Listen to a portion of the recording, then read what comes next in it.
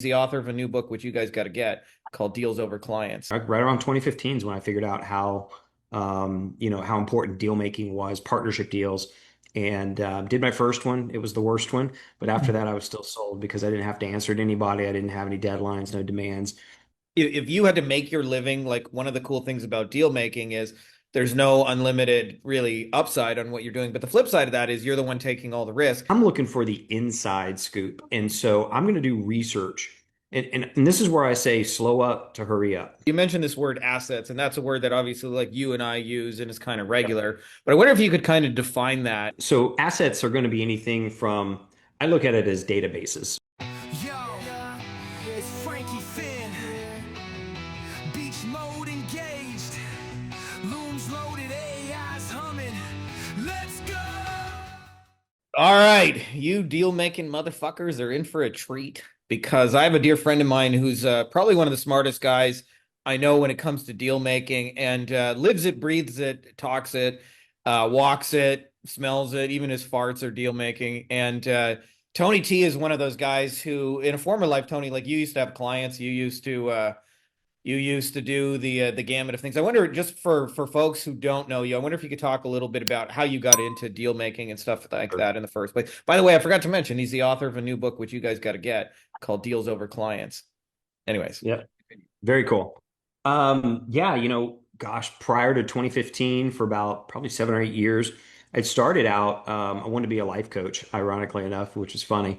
And then in that process of learning how to do everything and, setting up websites and learning direct response and opt-ins and building lists and all that kind of stuff, kind of got good at doing that for myself. And all my coaching friends were like, "Oh my gosh, like you're so successful, you're busy, and your stuff looks so great." And so I started helping them. And by proxy, I ended up getting into that world of helping coaches and experts and stuff. Did that for quite some time, but man, I ran up against it. I was the captain do it all. I thought if it was going to be, it was up to me. I got trapped in that world. I would handle everything. I was doing live webinars. I was doing sales calls. I was, creating all this content to go outside of all of that. I ended up having my own podcast and did like about 70 or so shows. Met some really incredible people that probably would have never talked to me otherwise. And that was fun. But eventually I hit the ceiling. I burnt out heavy, hard, slammed into a wall. And right around 2015 is when I figured out how important deal making was, partnership deals. And did my first one. It was the worst one. But after that, I was still sold because I didn't have to answer to anybody. I didn't have any deadlines, no demands. Pretty much everything was by my design at that point, which now I didn't have the walls that I had that came with clients. So that's pretty much how it happened.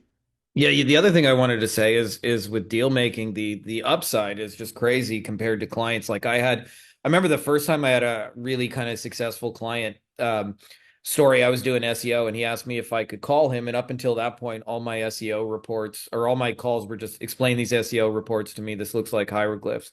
And he explained to me the short version of it is that we just added $3 million with all the SEO stuff you were doing, and I was charging $400 a month. And I did some math real quick on that. And it's like that's less than 5K a year. I've made this guy like, by the end Yeah. of the year, he's gonna add like 5 or 10 million from what we've done, and I don't get any of that. So there's a lot of things that go into deal making, and I know there's some questions like how do I not get screwed? That's probably the biggest one people ask. But before we get into the how to not get screwed, I wonder if you could talk just a little bit about like the basic steps of doing a deal for somebody who's never done it before. Because as you kind of said, I had you come in and talk to my mastermind folks, and you were very adamant. It's all about client selection. It's all about choosing the right partners. So to me, that's probably going to be the first step, but I would love to hear your thoughts on it and kind of like what are you looking for in a deal? Like, because I think the more you know what you're looking for, the easier it is to put together deals. And the less you 100%. know about it, the more you're just looking for, clients to give you a paycheck, kind of like a middle class person looking for a salary. Yeah, you got to be really long-term focused. I know a lot of people aren't crazy about that, but it's ironic because the more long-term focused you are, the more money happens to be a natural consequence. It happens sooner, right? So I think for me, I'm looking for people that have a lot of assets. Matter of fact, somebody in one of my paid groups asked just recently, he's like, why do we only focus on people who have multiple products? Like a lot of people only have one product. And I'm like, that's fine, but chances are, I'm looking for people that have been in business for 5 years. plus. I'm looking for people who have multiple offers. I'm looking for people who have multiple assets like customer lists and general lists and Facebook groups and all these different things. That the funny thing is people think that the more successful and larger a company might be, the less open that like, well, they've already got everything figured out. Like, well, Yeah. no, what I found is those are the individuals that are successful. They're like, I got so many assets, I don't have time or energy to get to it all. If somebody wants to help me mine it and say, hey, I'll pay, I won't get paid until you get paid, like that's a dream come true for a lot of them. So I'm looking for people who are already doing well without me. I know I'm doing pretty good without them, but maybe together we can do something special together. So I'm looking for those folks that have demonstrated longevity, that have demonstrated responsibility, that have demonstrated that they're good stewards with their time, their energy, and their money. Because those are going to be the individuals that chances are have a ton of assets that they're not doing anything with. They know about it, and sometimes they don't even know about it, but they know, but they don't, even if they do know about it, they're like, I don't have the time, the energy, or resources. Give you an example. I had a company last year I talked to, they're doing 30 million a year. And I did a post and owner saw it and we jumped on a call and he had his entire team on. And I was like, well, first question out of the box, I was like, dude, you guys are doing pretty good. Why do you need me? Right. And seems like you're doing pretty well without me. And he's like, well, here's the bottom line. He's like, I want to get to 40 million this year, but that requires me hiring more sales team, having a manager to manage it all, running more ads, blah, blah, right down the line. And he's like, I can have the baby without all the labor pains. If you're coming in, you're doing all the heavy lifting, you're generating all the leads, there's no ad spend, and you're literally putting in new clients for me. He's like, it just makes sense. You can mine the assets I don't have. I don't have to pay you until you get paid. And, it just makes sense. So it's like, those are the kind of deals that I'm looking for. That's where I'm looking for folks that have, front end, back end deals, multiple front end deals, multiple back end offers that we can come in and we can leverage and monetize for them. So that's immediately what I'm looking for. With that being said, somebody who's brand new might go, well, gosh, like that's a whole lot for, like I'm going to work with the person over here that's maybe got 5,000 people on their email list and one product. And good luck with that. That's going to be a hard road to travel, because you're competing with their one asset that they're using to make their living, selling that one offer that's making their living. What are you going to do? Yeah. A lot of them want to go in, they want to practice, with smaller deals and things like that. You can certainly do that, Yeah. but Can I just say as a I, mindset thing, one of the things I tell to my mastermind folks over and over, it's like the guy who says, I'm not ready to date the prom queen, so I'm going to date Mhm. six heroin addicts until I'm ready. And Yep, you think you'll get your chops in, but really all you do is get real fucking jaded real fast on dating heroin addicts. that's right. That's right. You learn real quick. Couldn't have said it better. Yeah. That's right. That's right. So I really love a lot of what you said there. And, I can kind of confirm from my own experience that if you had to make your living, like one of the cool things about deal making is there's no unlimited really upside on what you're doing. But the flip side of that is you're the one taking all the risk. And I look at Yep. it like if you had to generate $1 million for somebody who like is already doing 100 million or make $1 million from somebody starting at an absolute zero. Mhm. Often the person doing 100 million, it's like a 1% tweaks. Like sometimes it's just like a phone script or something like that. And all of a sudden, like, that shift creates massive sort of momentum. Yep. And like you mentioned, a lot of times we think, oh, they already got it all figured out and stuff like that. I can actually remember the first time I did consulting for like $100 million attorney. And I remember we walked maybe 100 feet from one side of the office to the other, and he got about Mhm. 20 requests in that 100 feet. Hey, what do you want us to do about the financials? What about this person? Susie just asked for time off, blah, blah, blah. What about the TV ads? And like he had to like make 20 decisions in 100 feet of walking across the office. And then I realized they're managing TV, they're managing billboards, radio. And so, like, yeah, they know that all of these things are important. And to a certain degree, they have a handle on them. But the amount of like stuff they're spinning is pretty massive. So there's always room for somebody like us to come in. I wonder if we Yep. could talk about the practical kind of like real world, because a lot of people go, how do I message these people? What would I say? And I don't actually think it's that hard, because you're Yep. basically just saying like, um, I'll help you make some money and you don't got to do shit. And I only want to get paid after you do. Right.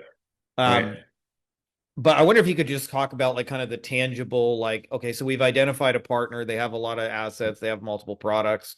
Like where do we go from there? Yeah. So I'm sneaky about this because, there's two lines of thought. There's one where let's cold outreach, let's reach out to these people that don't know us, and that might be true. I'm a little more efficient rather than say sneaky. I'm looking for people who are on the inside of that business. I'm looking for the people who maybe are already connected to the owner. I'm going to do a lot of research before I do any outreach, period. So whether it's through a referral network, whether it's through a direct cold outreach of some kind. The businesses that I want to work with are generally going to be pretty busy. Um, and I might meet with them maybe once, maybe even two or three times sometimes. I've got two companies right now, one 30 million, one 40 million, and so those are going to be slower moving, type companies to come to a decision necessarily. But I'm looking for the inside scoop. And so I'm going to do research. And this is where I say slow up to hurry up. So rather than saying, hey, I want to help you make money and blah, blah, blah, blah. Usually we make it all about ourselves first, right? I got to find out like what's going on inside, what's happening with this company or this business that is causing them the most pain. We have a saying, it's like before you invite the lion to a 1,000 mile journey, take the thorn out of their paw, right? And a Yeah. lot of times it's what's happening. And I think, depending on whether you're in local business, local marketing, or like me, I like to play more in the online education space where people have online courses and masterminds and things like that. I want to find out what exactly the pain is that they might have going on. There's a lot of ways to go about doing that too, by the way. I've got AI tools and research that does that. I can have conversations. I can find people who are connected already. I'm really fond of who uses that word fond, but me. Inside the book here, I talk all about leveraging your networks. So for me, that's where I want to focus. I want to focus on leveraging networks, getting inside companies. I've had companies that have people on the inside that can kind of tell me what the real skinny is that's going on. Here's why they're probably going to look at this, and they'll make those introductions.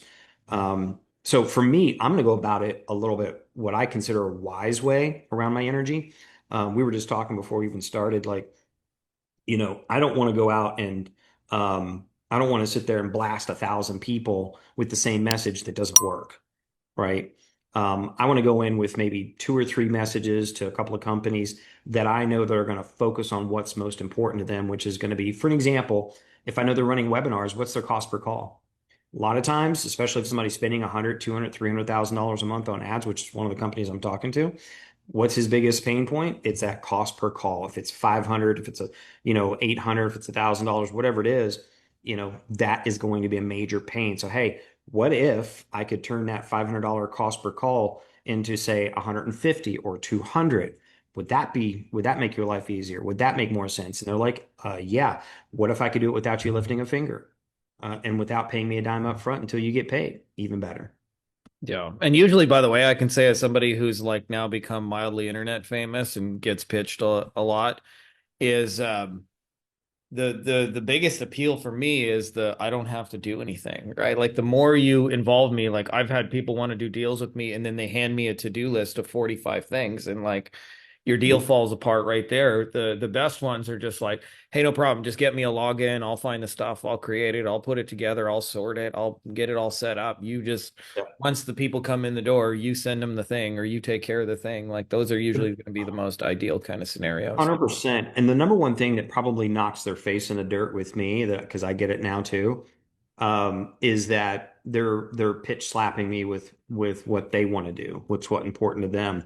They're not asking me about what's going on. They're not showing any type of curiosity of like, hey, is this a chance? I noticed you've got 1,000 people in your what do they call that? Behind YouTube usually does it a lot. They're where they have people in their paid community. Mm. Patreon, couldn't think of it for a second there. They might have say they've got like 100 people on their Patreon, but yet they've got 52,000 people on their subscribers list. It's like, hey, would you like more people in you're right? Because that kind of stands out as obvious. Those are the types of things like, hey, I noticed you got 100 people in your Patreon, but you've got like over, 500,000 people on your YouTube channel. Are you looking to add more people to that? Yeah, obviously, right? Something that's important to them. What's going to speak to what's most interesting to them? Yeah. Love it. Um, So yeah, so I wonder if we could talk a little bit about kind of like one just a little last piece before we go, and then I'd love Yep. to just share your book with folks, which is excellent, by the way. But um, when you're looking at a deal and you're looking like putting it together, you mentioned this word assets, and that's a word that obviously like you and I use and is kind of Yep. regular. But I wonder if you could kind of define that and what you're looking for, because I think like that's the art part of it is seeing how, hey, this piece goes with that piece. You know what? Like I've done, for example, I've done deals, and I'm sure you've done one similar where a person has 100 products, and I realize, hey, 3 or 4 of these go together. If we Hmm. put them as a bundle, we would actually make this even better than any of them individually. And I Yep. don't actually have to create anything because it's they're already created materials, courses, whatever, software, things like that. Yep. And then, like for you and I, like we have tools that creating a sales message out of that can be done in about 5 seconds. Yep. Um, and that person can be off and running, selling a whole new thing, getting happier people, and them going, "Thank you for putting this together." Hmm. But what are you looking for in a client when you say assets? I wonder if you could define that a little more clearly for folks. Yeah, I'm looking, and so assets are going to be anything from, I look at it as databases for me. Now, you operate slightly different than I do. You're actually probably smarter than I in some ways. I look at it as like I'm looking for uh, large home runs in some sense, right? And so what I'm looking for is assets are going to be like they could be Facebook groups, they could be school groups, they could be an email list, like a general email list or segments of that email list. It could be customer list, which is my favorite. Anything that's going to have an audience that is embedded within that database. That's what I'm looking for. Someone who doesn't have a database of 100,000 plus, I'm useless to, right? Because I'm just not in that space. But generally, I'm looking for those databases. I'm looking for that they have a relationship with that audience. That's super important. I can gauge that by looking at their social media. If somebody has like 289,000 IG followers, but they've got like 6 likes and two, no comments. I know there's a mismatch there. Yeah. But it might mean that all of their relationship happens over on their email list, for an example. So I'm looking for those things of which that they're not monetizing. Maybe they've got a customer list and they're only emailing it once a month, and they're not even maybe it's just to keep the list warm. And I'm like, man, like I could email that thing for 14 days. I could have them completely ecstatic. And if we have like a $20,000 offer or a $15,000 offer or a $10,000 offer, I could put 100 people in that, right? And do it in 14 days or less, and you don't have to lift a finger. And guess what? By the time we're done with that, that list is actually going to love you even more, and they're going to want to hear from you even more often. Those Yeah. are like music to an owner's ears, and especially if you're telling your partner like, "Hey, you don't have to do anything. Like, sure, you just Yeah. approve the copy, but that's it." I love email databases. That's where my fun is at. I think you play a lot of different things, which is totally cool. Yeah. But But I no, I email's my love favorite too. I'm with you there. yeah, yeah. It's the one you own That's and control, right? Like, you can that's have a right. Facebook group and those are great, but like Facebook can shut you down or you can lose reach tomorrow or whatever. I'm about to do a post about that right after we get off because I've got 3 people just in the last day and a half that have lost a 890,000 person Instagram account, $150,000 IG account, and another one or 150,000 followers. And there's just poof gone like that. Yeah. So you said it real simple that if you want to sell some stuff, starting with a list of people who've proven to buy those kind of things is kind of an advantage, right? Like we actually just had a guy in our deal makers community. He got control of an 800,000 person YouTube channel. And I think how much easier is it going to be to sell stuff when there's 800,000 people paying attention before you start, right? It's going to be a lot easier than starting from zero. So that's the magic of, and of course, as you mentioned, that person with 800,000 has too much shit to do now. So like, Yep. they probably even know they could be doing more with it. They just don't have the time to pull it all off. Just before we go, Tony, I would love for you to just tell folks about the Deals Over Clients book and some of the cool things inside and where they can get it. Yep, you can go to Amazon.com. You can look for deals over clients inside here. Pretty much take you through from the beginning to getting your first deal. I even provide you with case studies, provide you with a lot of free tools. Matter of fact, for people who dive in and grab the book, I'm giving them what's called the Dealmakers Toolkit. They also get access to our free school community, the Deals Over Clients school community. And I've just got a bunch of stuff in there to help them get their first deals. I've even got how to leverage networks in the book. I've got how to protect yourself, how to set up these deals so that you don't get screwed, which is what a lot of people are always scared of, because I'm showing them how to take the risk, but it's an educated risk, it's a mitigated risk, and so we make smart decisions on that. So that's all in the book, and they get all the other cool stuff in the community. Love him, my dude. We appreciate you coming Dude, on here and doing this. And get that you book, bet, bro. motherfuckers. Because Frankie's in it. Take care, guys.